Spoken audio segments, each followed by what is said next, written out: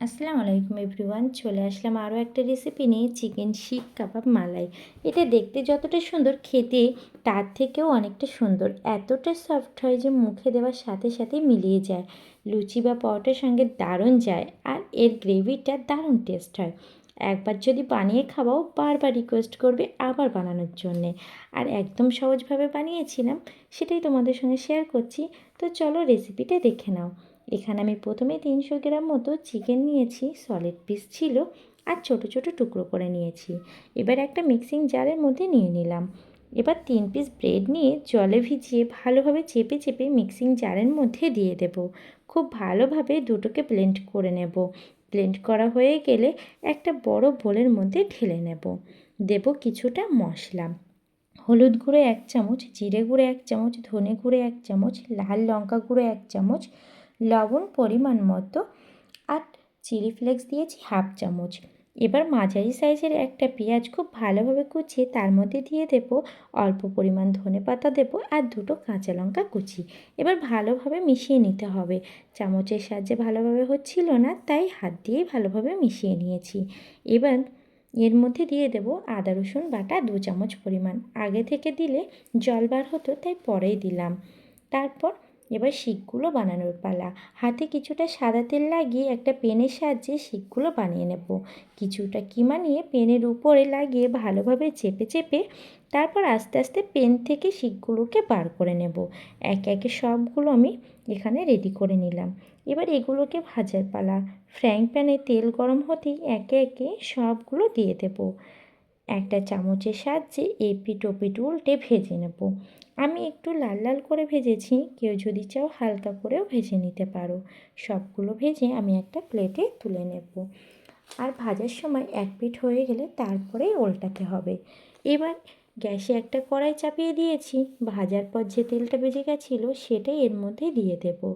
এর মধ্যে দিয়ে দিলাম 2টো বড় সাইজের পেঁয়াজ কুচি। ভালোভাবে নেড়ে নেব। হালকা জল বেরিয়ে এলেই দিয়ে দেব 15টা মতো কাজু, 2টো কাঁচা লঙ্কা ও কিছুটা ধনেপাতা। 1 মিনিট মতো নাড়াচাড়া করার পর ভালোভাবে তেল থেকে তুলে নেব একটি পাত্রে। সবগুলোকে মিক্সিং জারের মধ্যে দিয়ে ঠান্ডা করে নিয়ে একটা ভালো মতো পেস্ট বানিয়ে নেব। এবার আবার ফিরে আসছি কড়াইয়ের কাছে, কারণ গ্রেভিটা তো করতে হবে। আর এটাই হচ্ছে মেন পর্ব। তার মধ্যে কিছুটা তেল অ্যাড করলাম। তার মধ্যে দিয়ে দিলাম কিছুটা গোটা গরম মশলা, ফাটানো এলাচ 4টে, লবঙ্গ 4টে, দারুচিনি অল্প। ভালোভাবে নেড়ে নিয়ে ওই পেস্টটা দিয়ে দেব। এটাকে ভালোভাবে কষিয়ে নিতে হবে। দিয়ে দেব কিছুটা মশলা, জিরে ধনে হলুদ লঙ্কা সবগুলো 1/2 চামচ করে, আর লবণ দেব স্বাদ মতো। ভালোভাবে নাড়াচাড়া করে কষানো হয়ে গেলে দিয়ে দেব ফেটানো টক দই 3 চামচ মতো। এটাকেও ভালোভাবে মিশিয়ে নেব। আটা আটা হওয়ার কারণে অল্প বাটি ধোয়ার জল দিয়ে দেব। ভালোভাবে ফুটতে দিতে হবে। তেল ছেড়ে এলে দিয়ে দিতে হবে ফ্রেশ ক্রিম 2 চামচ মতো। ফ্রেশ ক্রিম না থাকলে ভালোভাবে জাল করে রাখা দুধ দিয়ে দিতে পারো, রেজাল্ট একই। আমার কাছে ফ্রেশ ক্রিমটা ছিল না, তাই আমি দুধটাই দিলাম। ভালোভাবে মিশিয়ে নিয়ে কিছুটা জল অ্যাড করব। ফুটে এলেই শিক কাবাবগুলো এর মধ্যে ছেড়ে দেব। গ্যাসের ফ্লেমটা লো করে 5 মিনিট ফুটিয়ে নিতে হবে। উপর থেকে একটু কাস্তুরি মেথি ক্রাশ করে দিয়ে দিলাম। ঢাকনা চাপা দিয়ে আরও 2 মিনিট অপেক্ষা করব।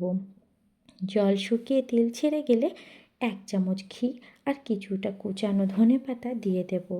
সব শেষে সামান্য একটু গরম মশলা দেব। গরম মশলাটা তোমরা দিতেও পারো, স্কিপ করতে পারো। দিলে স্বাদটা একটু বেড়ে যায়, না দিলেও সমস্যা নেই। দেখতেই পাচ্ছ এখানে চিকেন শিক কাবাব মালাইটা রেডি হয়ে গেছে। আমি বাড়িতে এটা পরোটার সঙ্গে সার্ভ করেছিলাম।